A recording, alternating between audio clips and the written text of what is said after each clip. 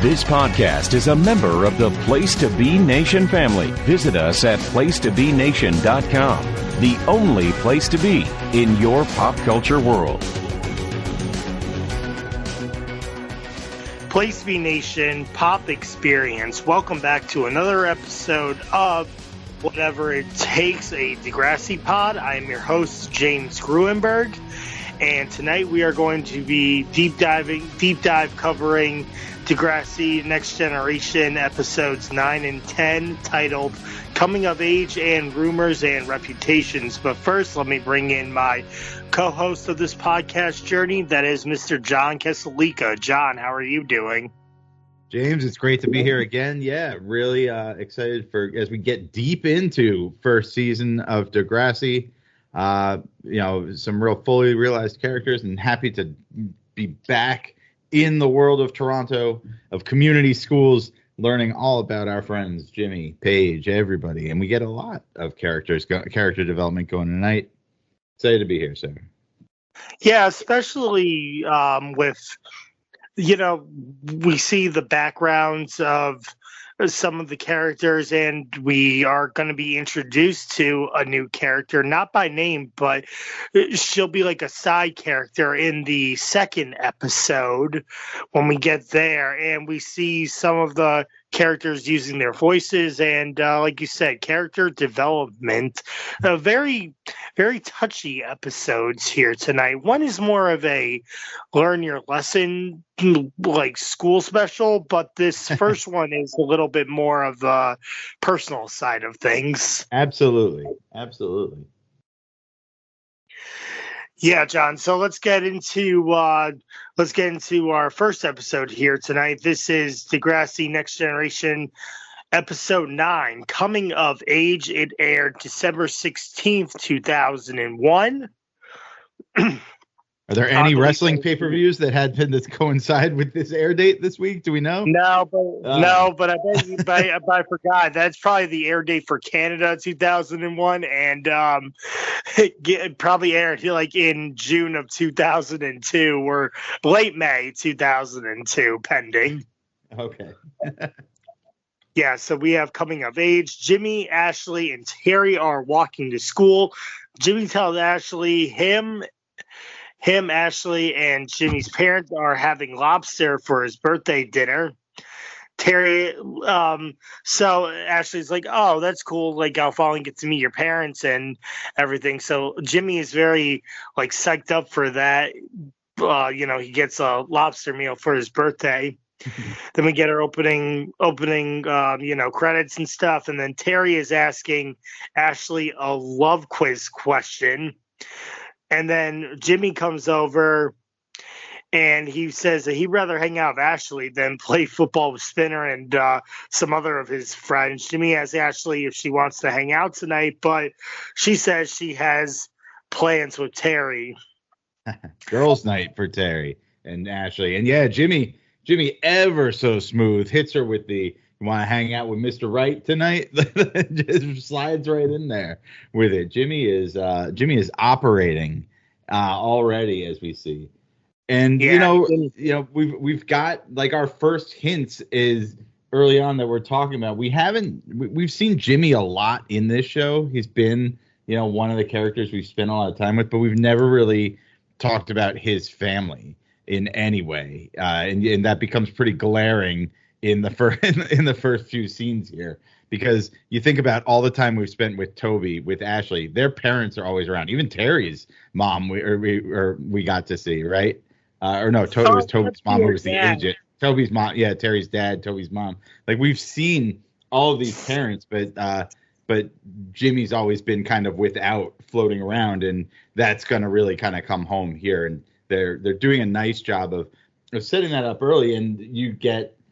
Even Ashley, this is where we get Ashley first expressing kind of that almost exasperation with her boyfriend, right? Yeah, it seems like Jimmy is holding on too tightly, and Ashley's like, okay, I don't think we always need to hang around, I want to hang out with Terry, so we'll see what transpires throughout this episode. Sean is on a website that has the stars positioning their personality, and Emma could care less. So Manny's like, "Oh, I want to know my horoscope and everything." So Sean's like, "Oh, what's your birthday?" Blah blah blah, and Emma just wants to study for this astronomy test, not astrology. She is going through like a full like panic anger that like nobody cares about astronomy. All they care about are their horoscopes.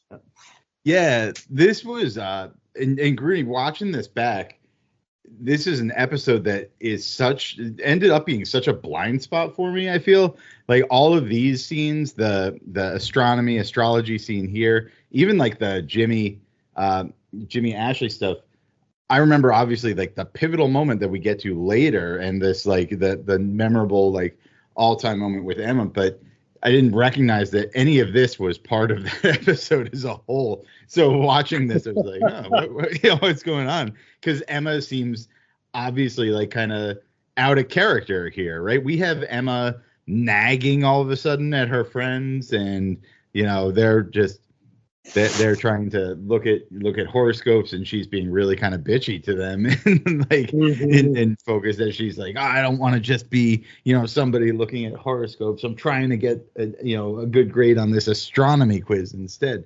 But yeah, like really kind of it's a fun scene. It's really kind of playful, but really in setting up this almost different side of Emma than we've seen before. Yeah, Emma thinks she's failed the test, and then Manny tells Emma to relax because she did fine. Emma says she just wants to focus on her schoolwork, and Manny's just like, relax, give yourself a break. Like you could have fun and like stop being all like, oh, I just want to study and everything. There's time for studying, there's time for fun. You need to like just relax. But Emma's like, no, I only care about studying. Yeah. Notably, she's snapping at her best friend. She's kind of snapping at Sean in the scene too, who is, has been this kind of standoffish character and, kind of mysterious, but is actually like kind of having fun with the group here and trying to be a part of it. But I don't know. Something seems amiss, it would seem. Yeah, like, you would never really think that Sean would want to be all into like horoscopes and stuff too. Mm-hmm. Yeah, a little out of character for that guy. Oh yeah, like we see him be like the school basketball star. Now he's telling horoscopes. Terry and Ashley are walking into Ashley's house when they see Jimmy playing basketball with Toby, and Jimmy says, "Just act like I'm not here." So, girls' night is officially ruined because now Jimmy is playing basketball with Toby. Ashley says that Ashley's mom says Terry is staying for dinner. And she said Jimmy can stay as well, but Ashley doesn't want Jimmy to stay. Toby then asks if Jimmy can stay for dinner, and Ashley actually gives in and says, yes, Jimmy can stay for dinner, even though he's been hanging out with me way too much and being around him. And even she's getting mad at Toby, saying you can't always ask Jimmy to hang around with you, right, because Ashley is feeling smothered. Yeah, feeling suffocated, I believe she says a couple times. It comes in and just like this, but I mean, to her point, she said earlier in the episode, Jimmy had eaten dinner at their house 8 nights in a row. Grooney, that's a little bit overkill. And at some point, you'd think Ashley's parents might have something to say about that too, or like express some concern. 8 nights in a row. Did you ever go like 2 nights in a row eating at somebody else's house? Not if like I had to, like only if like, your parents were in the hospital or something. Yeah. I don't know. It seems like definitely a bit odd. And it wasn't like a chicken and stovetop situation like we used to see in the commercials trying to get extra stuffing or something. Yeah, little concerned about the parenting here, maybe. But although I guess Ashley's mom does express some concern. She's like, oh, I can't imagine being at home by himself.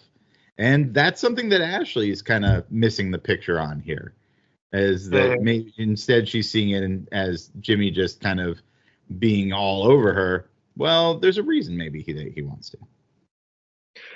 Yeah, so Ashley's missing the hints, and so is Jimmy as well. More on that later, as we have to go to this important B story, but this segment is sort of weird. Oh, my goodness, yeah. Emma's on the couch sobbing over a soap opera. Spike then takes Emma shopping for relief, and then a man tries to flirt with Spike, but she's having none of it. She's like, gets angry. She's like, why are you trying to flirt with me? That's disgusting, in front of my daughter and blah, blah, blah. So Spike really stands up for herself, and she's giving this guy the business. And Emma is proud that her mom stood up for herself. And Spike says, don't ever let a man treat you like that, Emma. Yeah, never be ashamed of being female, she says, right? Or don't apologize for being female, something like that. She hammers home. What? So there is, I mean, just a string of absurd moments here that feel out of, the Emma feeling out of character is understandable, as we know, because it's going to come for this coming of age.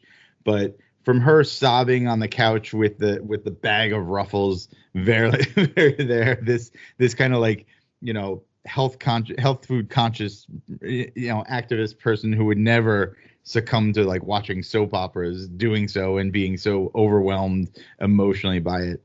That was absurd to me. But even more absurd, the guy in the mall, Grooney, just lurking by the escalator to say, "Ooh, I'd love a lick of that," as a mother and her daughter walk by loudly enough so that they can hear her. Really, just upping the creep scale. Probably putting this guy up there with our basketball coach from the first, our pedophile teacher from the pilot, as like creep shows that we met along the way, right? Yeah, very, very weird. So, I mean, could we have gotten to the don't be afraid to be female and, don't apologize for that without this guy? Probably, but yes. It wouldn't have given us this odd moment in the mall. No. One other thing I pointed out, you got to shout out the soap actors or whoever they used to play the soap opera, early 2000s soap opera on TV. Just outstanding facial hair on the guy that looked like right off of, we talk about wrestling. He looked like a Sean Jindrak or Sean O'Hare or Mark Jindrak, like that type of like the sharp sideburns and like little bitty goatee that to have, like, it was excellent. Yeah. Ashley is then considering breaking up with Jimmy. She tells us to Terry after dinner, and Terry's like, hey, do you, I'm still going to be your friend. And Ashley's kind of like, why? And Ashley says, well, he's suffocating me, Terry, or smothering, whichever one. She did say suffocating, and she's overheard by Toby. So Toby, hears this, and we'll get more into that as well. Emma is showing off her new outfit, and Toby talks to Jimmy. Toby tries to tell Jimmy that he is suffocating Ashley, and Toby lets slip that Ashley wants to break up with him. I think this has to go with what they were talking about on the basketball court, where Jimmy says like something like, "Oh, take it slow and then make your shot," and Toby basically tries to say it the same way, but then he accidentally lets slip that Ashley wants to break up with him. Yeah, Toby's in over his head here, and we first get that a horribly acting moment by Toby when he overhears Ashley and Terry talking. We get the wonderful moment of, oh, maybe I should like break up, or he's suffocating me. And Toby, with just such a deliberate pause, turn to camera, drop the plate, like he's just totally thinking about what he needs to do in every moment. Really, he's been doing so well to get into my good graces here, but those moments that take it out all of a sudden. And then, yeah, like you said, here's Toby now carrying this weight, apparently, of knowing about Ashley maybe wanting to break up with Jimmy, and he can't keep it in. He's so awful at being able to like help his friend or empathize with him that he just blurts it out to Jimmy. And Jimmy, to be fair, Jimmy also, to me, I would say, like, not a good scene for him, as he almost feels like bullying of Toby as he's like kind of looming over him. He's like, why don't you tell me what's going on? Like, it's really gets like to this aggressive moment for Jimmy. But to be fair, was Jimmy really Toby's friend, or is he just friend by association because he's going out with Ashley? Good point. Yeah, this is he's there, although we think of him as like maybe a big brother later because of the way he treats him. But yeah, it's he's eating there 8 nights in a row, so maybe they're developing some sort of friendship. Yeah, almost adopted child. Yeah. Sean offers to read Emma's horoscope, but Manny tells her to sit back down because Emma got her period. And Manny goes, did you sit in something? And Emma goes, no. And so Manny figures it out, and she's like, what's going on? And so Manny basically says, well, you got your period, there's blood. And even Manny hasn't gotten her period yet. So Emma's like the first one out of the girlfriend group. We don't know if Liberty got her period yet, but for all we know, Emma's the first one in this 7th grade girl group to get their period. Yep, and here we go. This is obviously the storyline that this episode's probably most known for. And the set pieces that come after here are really memorable. But I again kind of like completely blanked on remembering any of this from originally watching it. A quick introduction to the problem, and yeah, like it's keeping her from going to see Sean. And now we're gonna set the rest of the episode in motion as Emma and Manny try to figure out like what they can do to remedy the clothing situation here.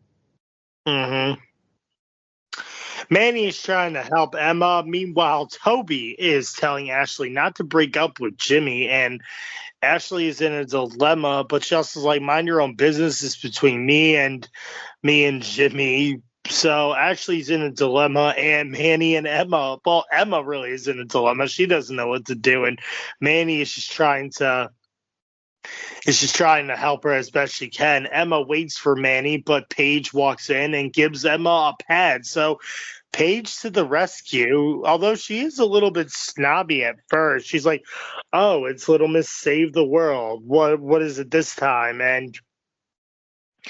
But then she realizes, oh my, Emma, you're becoming a woman. And they have like a very nice heart-to-heart, and Paige gives Emma the pad, and then Emma goes, I just want to be a kid. She's like, hun, you're still a kid, but you're just growing up, but you can still be a kid and wear a pad. She's a kid with a mini. Yeah, she says you've got a mini pad now. That's it. And it is a really heartwarming scene, and one where Paige, who we've seen just kind of be manipulative and self-centered throughout this series so far, never really seeming to have much redeeming qualities to her. Like the last episode, we had her efforts to be like, maybe because she had understood with having a gay brother to be able to relate to Ashley. But here, despite like the original just kind of like teasing and snobbiness, being able to immediately like come to action and support and and say, hey, like this is part of life. You're gonna be like you're supported here. It's okay. So a really nice piece, and good for Paige, good for Emma. And Emma, I think you touched on it well. They're like really kind of captured that kind of fear, or also like disappointment of like, I'm not ready for this. I don't want this, but hey, here we go. This is this is adolescence, right? Mm-hmm. Emma and Manny are giving a book report, but JT and Toby are interrupting because Emma has on basketball shorts that are like extra large or extra large. Bottom line is they're too big for Emma, and she keeps on like having to pull them up, and nobody knows what is going on. Not even Miss Kwan could figure out what is going on. And you would think that Miss Kwan would understand what would be happening between these transitions of 12 to 13-year-old girls. Don't you think, John? Oh yeah, but and I imagine the first time at school there would have been some sort of dialogue about it, or being able to. But yeah, as you were describing, this is Manny and Emma still trying to cover up the skirt wardrobe malfunction, as you might call it, and scrambling with these extra large gym shorts that Manny is comically trying to hold up around Emma as she's fiddling with the holding up the book report and trying to deliver it, which makes them the target of teasing from JT and Toby. It is, it gives us this great moment though that Emma, after JT calls her out, says, "Oh yeah, I had to put in gym shorts because you wet your pants, right?" And Emma's big moment, Journey, I'll give it to you. What is Emma gets to really kind of deliver the notable character moment for her, probably the most notable character moment for her so far this season, right? The most memorable piece. Yeah. Emma tells the class she got her period, and everyone's jaw drops. Sean's like eyes just bug out. Toby and JT are shocked that Emma would admit this, but Emma just stands her ground. She says, "Yep, I got my period, and there's nothing wrong with getting your period, is there, Miss Kwan? Because that is one of the steps of becoming a woman." And even Miss Kwan says, "No, there's nothing wrong with getting your period." And she's very proud that Emma openly admits this too. It was a very stand-up moment for Emma here. Stand up for her, and Sean's looking on. Sean's admiring. Sean is nodding and like, whoa, that's a gutsy girl. That's somebody who definitely is confident and not going to like shrink from this situation, and he's really impressed, like with what he's seeing, especially like in the face of these two knuckleheads, and their constant teasing. Toby and JT, good to see them shut up a little bit here. Yeah. Jimmy and Ashley go to Jimmy's house. Jimmy is expecting his parents home, but his parents aren't there, and he gets a message that they are going to be working late. And on the message, it says for him to order a pizza because they're not going to be home. And Jimmy then tells Ashley, "Let's just break up now and get this over with." And Ashley leaves the house. So we get the big moment where Jimmy understands that he's been suffocating Ashley or clinging on too much, but Ashley understands the home life of Jimmy, that his parents aren't always home and aren't around for him, John. Yeah, this is, as they established earlier, Ashley really hasn't spent time with Jimmy's parents, where meanwhile he's spent every night at her place. So to walk into a very different looking place than the home where Ashley and Toby and their family share, to this is a fairly sterile but modern, really modern apartment. Obviously it looks like kind of fancy, but there's no there's obviously no people there. When they come in, it's absolutely dark. Jimmy's the one turning on the lights. It's almost funny that he's turning on the lights and saying hello. Like, did he think his parents were sitting in the dark or whatnot? But it becomes clear, like as he even says, "Oh, we're probably just going to order Chinese." Like that, there is no real family life there, and maybe that's why he's been coming by Ashley's house all the time, looking to not have to just be alone in this empty apartment as such. And even for his birthday. I feel like he was going to turn on the lights and his parents were going to be home, and say surprise and we're having lobster and stuff. But Jimmy, again, his hopes were dashed away from him. Yeah, and so here we are, and Jimmy puts it to her, Ashley, "Hey, I've heard it from Toby. I know, I'm suffocating. Why don't you just get out of here?" And she goes, and we have my favorite scene of the whole show was Jimmy picking up the phone, and I was like, oh man, all I could think was we got to have him on the first name basis with the pizza guy. And sure enough, he is. It's like, "Hey, Antonio, it's me, Jimmy."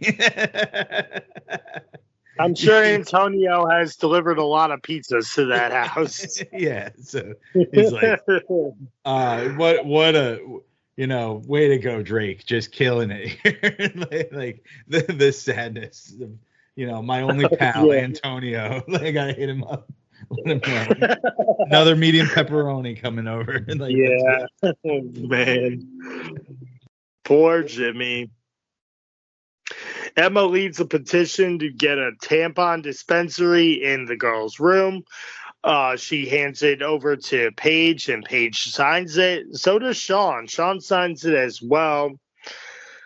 And then Ashley has to talk to Jimmy as they're like cleaning out their lockers as this breakup is supposed to be happening. Ashley says that she overreacted and she gives Jimmy a hug.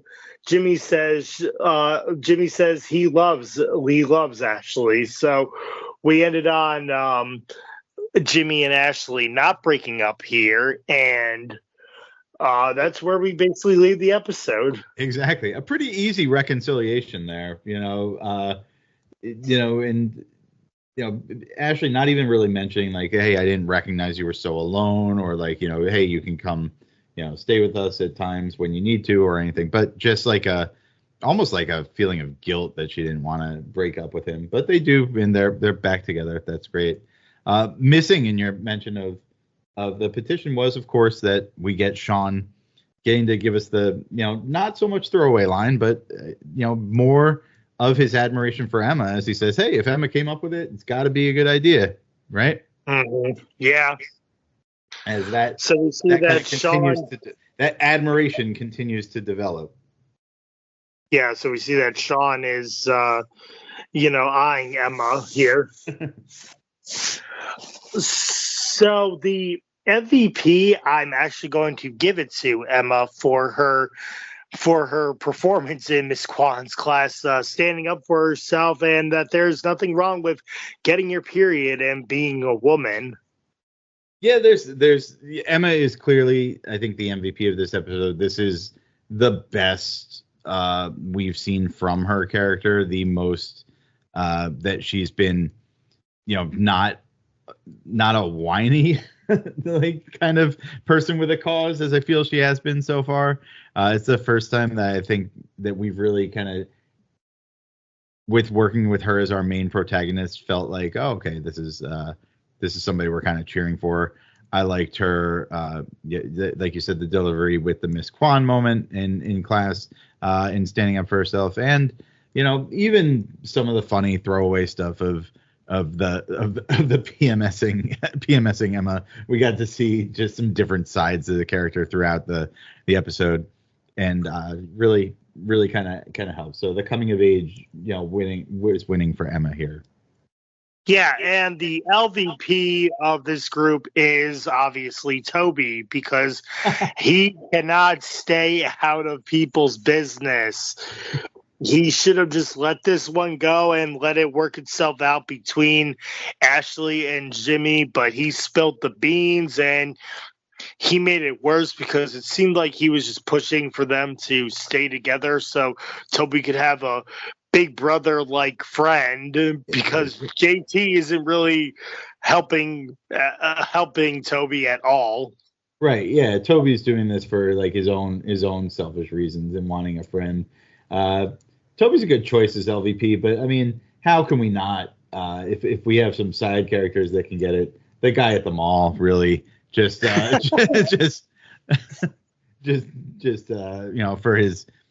his real like outstanding performance in creeping out Emma and her mom in one fell shot.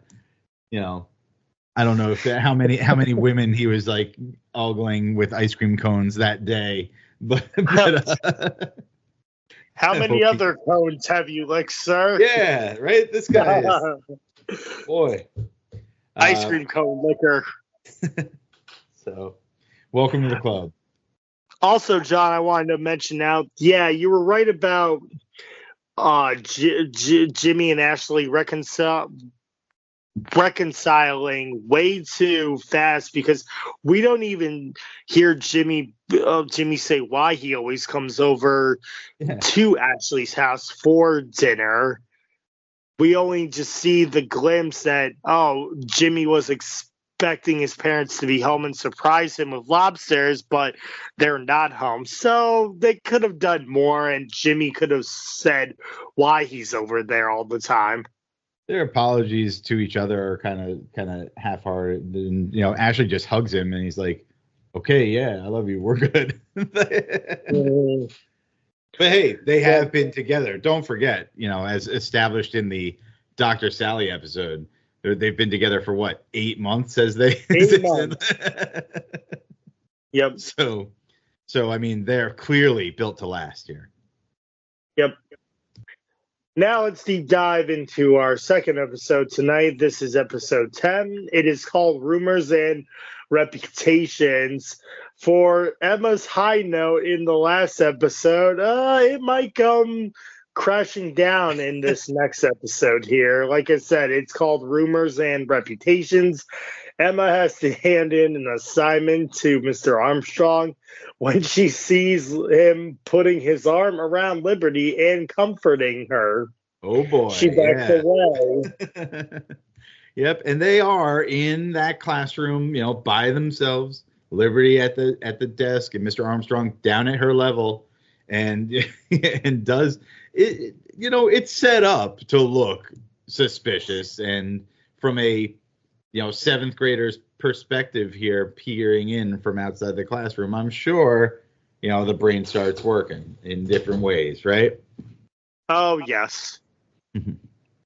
They just went over the episode with Sue Scanlon and Uncle Henry in 90210. 90210. So, yeah. Mm-hmm. Yeah, this, we're into, and it feels, I don't know about you, you mentioned in kind of your prelude, this almost feels like, are we setting up that kind of, like after school special story of the week, like victim of the week storyline that we're going to get here. Victim of the week. Right? Gil Myers is here. Yep. But at the same time, it's involving Mr. Armstrong, or Coach Armstrong, who is somebody who's been with us the whole time. So you would hope, like, oh man, we're not gonna pedo Mr. Armstrong, are we? like let's go. No, but is this the first time that we've seen him as the math teacher? As a teacher? Good question. I think it is. Yeah, he's been the coach. He's definitely been the coach, but I don't know if we've seen him as a teacher. I think you're right. I don't think we have. This might actually be the first time that we've seen him as like in the classroom too. So JT is telling a joke to Toby, which I don't even remember what it was. Emma asks if everything is okay with Liberty and Mr. Armstrong, and Liberty tells her to mind her own business. Yeah. Yeah, mind your own business. My dad knows the mayor. That's all I can think of. These early Liberty moments, like we still don't know that much about her. So all I can remember is like their dad knows the mayor. Emma is then looking over at Sean and Mr. Armstrong, then asks JT what he thinks of Mr. Armstrong. JT says he is nice and very helpful. Emma then sees Mr. Armstrong give Liberty a note of some sort. Yeah. I don't know what that is. Folded up like into pretty small piece of paper. Mr. Armstrong, just definitely passing what would look like a discreet note to Liberty, but not so discreetly that Emma, whose watchful eye is taking everything in, doesn't notice. Yeah, Jimmy and Spinner are at the lunch line. Spinner sees a bug in his lunch, but he flings it, he flings it at a girl, and then the bug falls on the ground, and the girl squishes the bug. So what it looked like was, I call it American goulash, because that lunch looks so disgusting. Yeah, I'm not sure what they were going for on the plate there. Obviously it's a trope to like make fun of school lunches and that they look inedible or they look, indecipherable as what they could be, as to what they're meant to be, the mystery meats or whatnot. But Lunch Lady Sheila's here is definitely kind of a reddish, orangish slop on the plate. The set designers really had some fun with that, I guess. But with the bug in it as well, which is going to set in motion, Spinner's kind of crusade here. Yeah, he tells Lunch Lady Sheila that there was a bug in his food, but he has no proof because he flung the bug away and squashed it. If he didn't do that, there would have been a different set of circumstances. That, oh my gosh, you weren't lying. You were actually telling the truth. You can appreciate their effort to set up the parallel stories here with the false narratives and whatnot, but I don't know if the bug in the lunch was necessarily as compelling as what we're getting on the other side of it, right? Yeah. Emma asks Manny if Armstrong ever touched her. Manny says no. Emma says she saw Mr. Armstrong put his arm around Liberty and is coming on to where Terry, of all people, overhears this. Yep. You would think that this would start off with Paige, but it starts off with Terry. Terry, who's been nothing but like a sympathetic and good character to us so far. Despite like she was the victim of Paige getting her drunk and losing out on Spinner, who's taking her, Paige's geometry notes instead now, and has been there supportive of Ashley through everything, has been there, but now we see that maybe not as innocent and also prone to like jumping to conclusions here. And this sets in motion probably the most fun scene of the whole show, which is this random game of telephone that just kind of builds and snowballs. Yep. Spinner's trying to tell everyone about the bug, but they don't believe him. Spinner starts saying, boycott the calf, there's bugs in there, but Ms. Kwan says he can't just make accusations without proof. He needs proof in order to be taken seriously, and it's his fault because he has no proof. Right. Boycott the calf, one of my favorite sayings from here. Boycott the calf, which actually, Grooney, I don't think it still exists, but was a great Degrassi fan site for a while called Boycott the Calf. No way. No kidding, huh? Terry looks at Mr. Armstrong in class. Paige asks her what is going on, and Terry tells Paige to keep it a secret, which you should never do because nobody keeps it a secret. Oh boy, especially if it got around Toby, we would know from earlier efforts. But yeah, Degrassi doesn't seem to have that good of a track record with keeping people's secrets here. So, with something like this, definitely not worth venturing forth. Paige, Terry tells Paige Armstrong was coming on to Liberty, but Paige says you can't report a rumor. And here comes the chain of where it comes from. Luckily, they kept Toby and JT out of this chain, and they would have made it a whole lot worse. It's between the 8th graders, actually, not even a little bit of the 7th grade, mostly the 8th graders here, which is pretty interesting. Paige tells a friend who then tells someone else on the phone that Liberty and Armstrong were kissing at Armstrong's car. That person who is talking on the phone is Hazel. And this is our first introduction to Hazel. She isn't mentioned by name, but we recognize her that she's no longer going to be a side character, and she's going to be one of the main group people.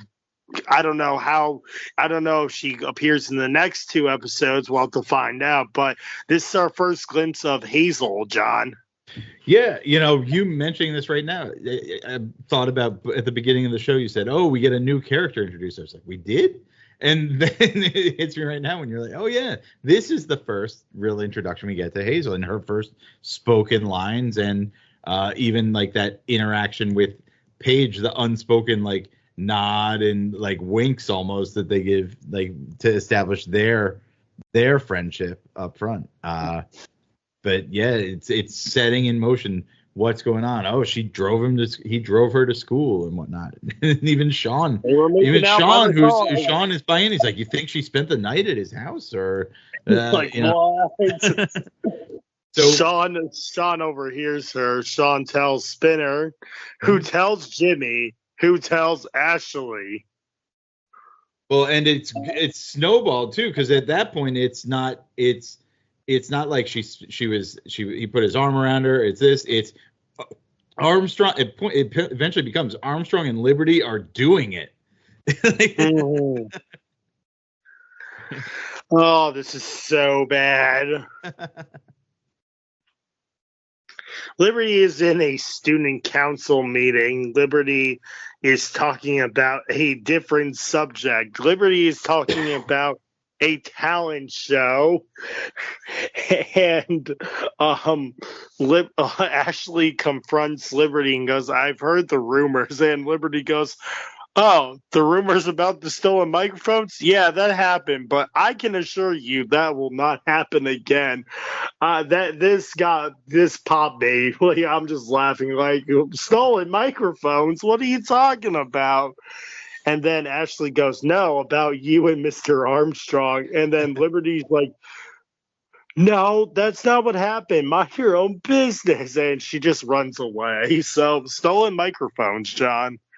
Yeah, definitely. Like, so people kind of walking on eggshells around Liberty here at the student council. It's our first, they're in the room with her, and, as she bringing up the motion of, well, I love the way she kind of, she portrays it or puts it forth. She's like, well, listen, I know what everybody's thinking. Everybody knows about it. And they're like, you do? Like, oh, wow. They're ready to hear her like confess or explain the Armstrong thing. She's like, yep, those kids stole the microphones last year. Well, we won't let it happen again. And, just the air of disappointment from the student council bunch. But yeah, here's Ashley now to reveal to Liberty, well, this is what we've heard and what we know is going on, presenting it almost as fact, like, no, we all know what's true about you and Armstrong, to which Liberty just is completely dumbfounded and says, well, it's none of anybody's business, and is out of there, trying to, salvage that reputation here. Yep. Emma is talking to Manny, JT, and Toby. They all see Liberty, and she runs away to the bathroom. Mm-hmm. Emma finds her in the bathroom. She's like, I know you're in here. Liberty says there's nothing going on and that it's just a rumor. Emma says they need to find who started the rumor. And it goes, and so now the train is going backwards now, John. Oh, yeah. Yep, we're going back. Well, where did you hear it from? I heard it from this person, right? Yep. It was Terry. It was all here. But before we get there, Spinner tells Jimmy he made a mistake and didn't see a bug. He shows Jimmy a small bucket of bugs. Emma is then, so Spinner is up to a scheme here. He's like, nope, I didn't see a bug, but I have bugs to prove it, and I'm going to prove now that there are bugs here. Right, yeah, so this was our B story, our parallel story of, again, almost a rumor where his rumor was actually true, but he had no proof of it. Now trying to manufacture that proof, well, I imagine, as most schemes go, not exactly going to benefit young Gavin here in the long. No. So Emma is talking to Ashley on who started the rumor. Ashley says she heard it from Spinner, who heard it from Sean, who heard it from Hazel, who heard it from Terry. And then Emma is like, well, how could you start that rumor, Terry? And Terry goes, whoa, I didn't start nothing. I heard it from you, Emma, and you were the first one who was talking about it.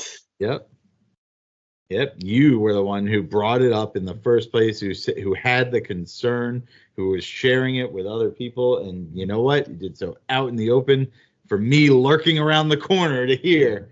and then share. Yeah. So Emma is caught red-handed here. Yep.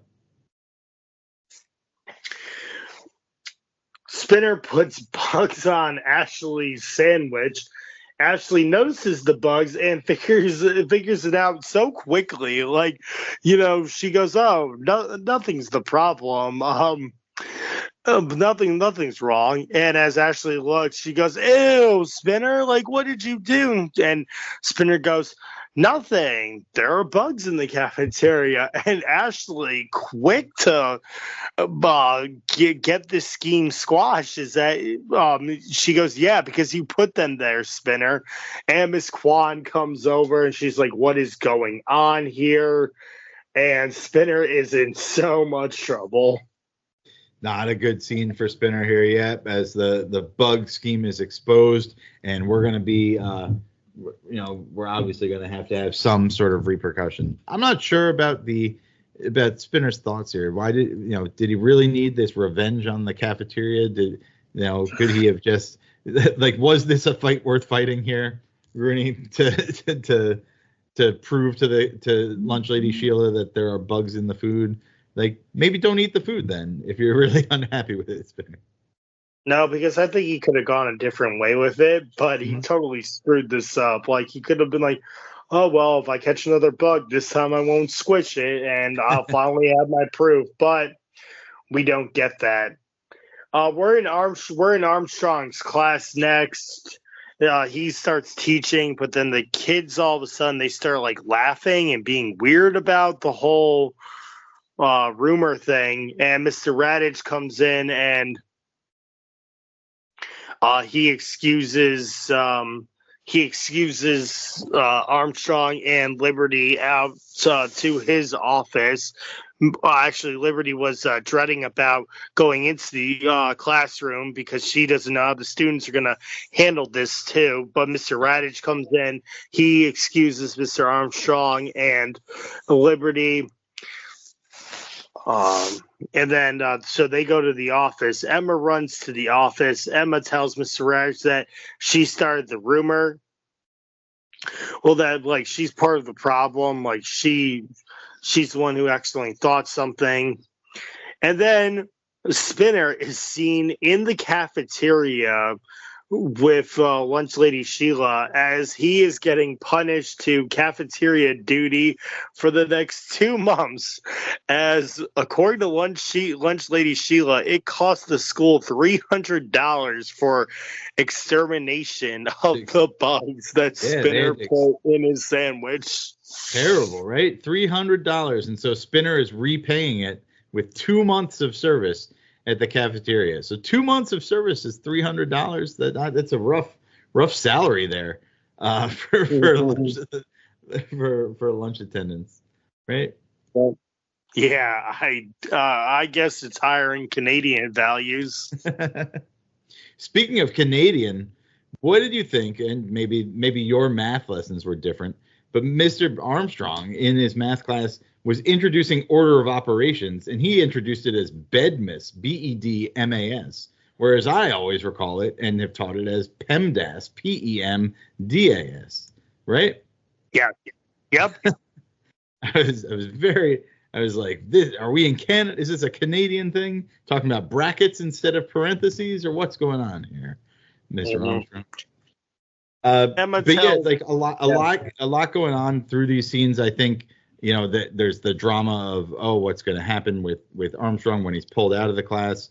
But, and kudos to Emma for, being the one who steps up and says, hey, I need to share how, like, I started this, and it's, I need to apologize and try to stop this before it gets out of control. It could cost, as they're saying, like, this could cost him his job if he's, if that reputation is there. Saw it with Gil Myers in 90210, right?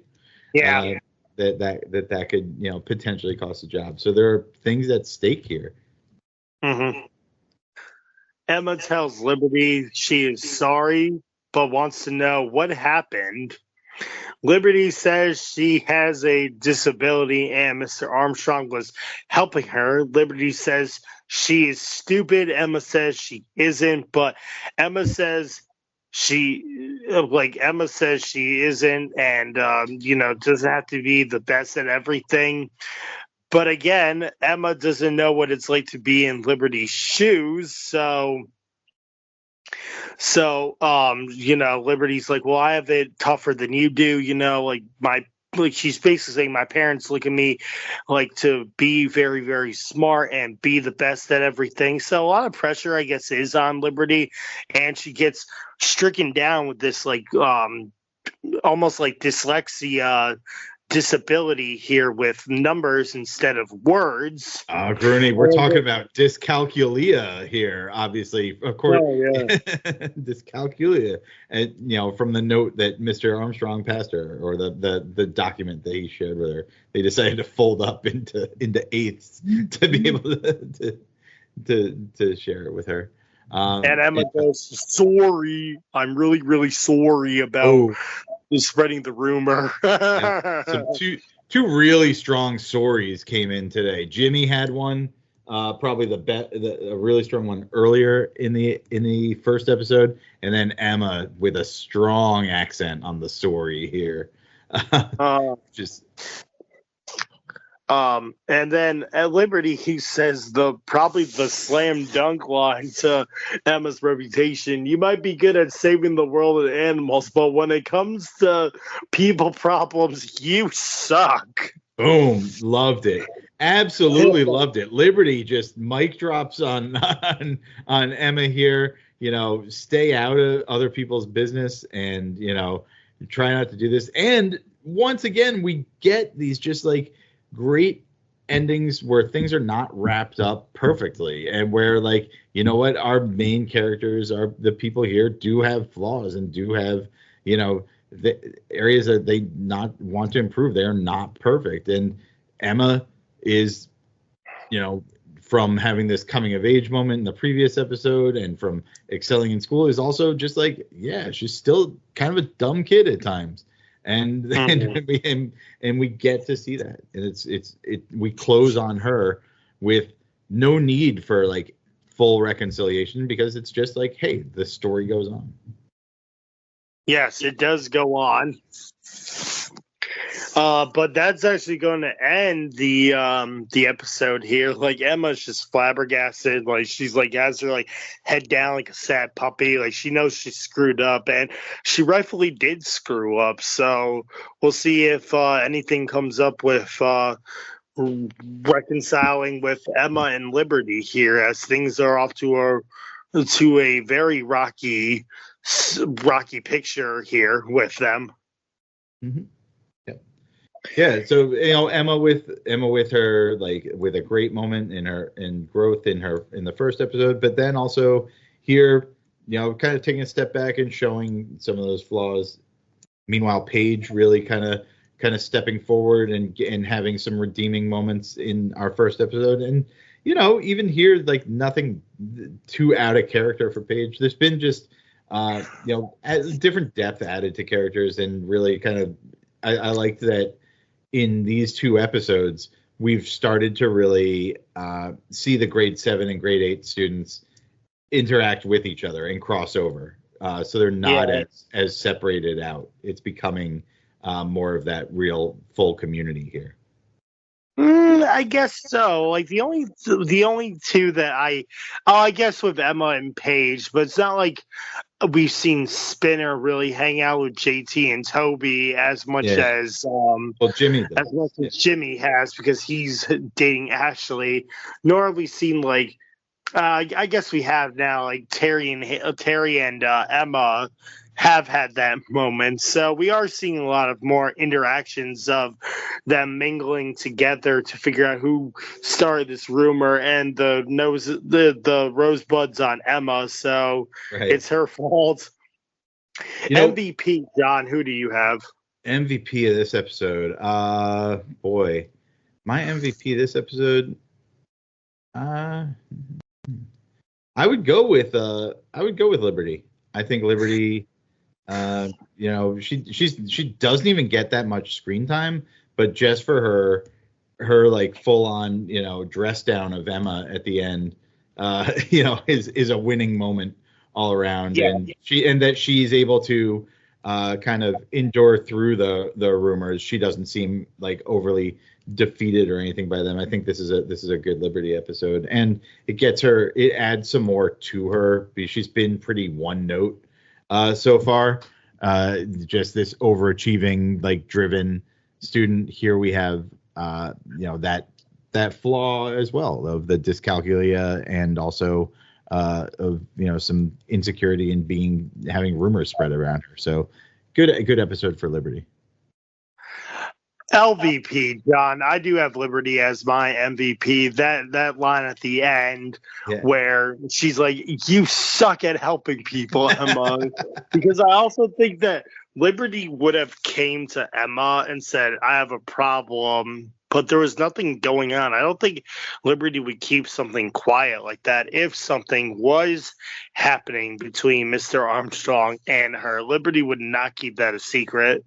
Yeah, I agree. LVP, my LVP, I think the temptation is to go with Emma because she's the one spraying the river, but I gotta go Spinner. Yeah. Too. I actually might go Spinner too. I'm gonna let Emma off the hook. I had her as my LVP, but I think it's Spinner, because at least Emma somewhat. It's so hard though, because should Emma have kept out of it, or should she have said something? But Spinner definitely could have let this go, because it's his own fault, but instead he got himself into more trouble and tried to really hurt the cafeteria's reputation, all because he didn't know to keep the bug alive as evidence. So I'm actually going to go with Spinner here. Yeah, Spinner just, not even good intentions. Like Emma's intentions were, hey, she saw something she thought might be like a person might be getting hurt or harmed, and she wanted to help. But Spinner's is, I found a bug and now I want to take down the calf. So because nobody believes me. So LVP is Spinner. Yeah. Rudy, I was thinking about this, and I want to kind of pick your brain on it. In this rewatch, one thing I'm noticing is noticing more and more is how much Ashley is presented as like a main character. It feels like we have two distinct kind of like story groups or classes, with the grade 7s where Emma is going to be our main character, our protagonist throughout, and then we have the grade 8s, which are going to be Ashley. I don't like it. Doesn't seem familiar to me. I never noticed how heavy the Ashley portrayals here are, but especially since she kind of drifts off as a character as the seasons go on. Do you think there was like a recalibration from the creators that were like, maybe this Ashley character is not the one we want to build around? And did they make the right call, or what do you think? Do you think are you as interested in the Ashley stuff here, or is it kind of not hitting as well with the grade 7s? Well, she seems like a one-dimensional character. Like, oh my gosh, like, she just doesn't seem like she has that much like drama in her life. Like, Paige is a drama queen, and Terry's just the sidekick friend. So you would think it was revolving more around Paige than Ashley. Right, and we'll see that in seasons that come, that shift happens. I think they were like, oh, wow. Yeah, this is a little more interesting. Right? Yeah, but again, these episodes have been lessons of the week, school lesson of the week and stuff. Yeah, and Ashley's a good Ashley's kind of a good vehicle for that, to push those along. Yeah, the after-school specials, as they say. Yep.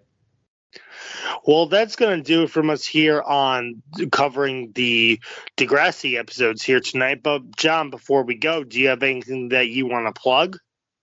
No, plug away with the regular Facebook discussions that we have on Place to Be Nation. Check out the 9021 NoSo Facebook and Instagram pages for discussions of past 90210 episodes. As Grooney just mentioned, we're up to...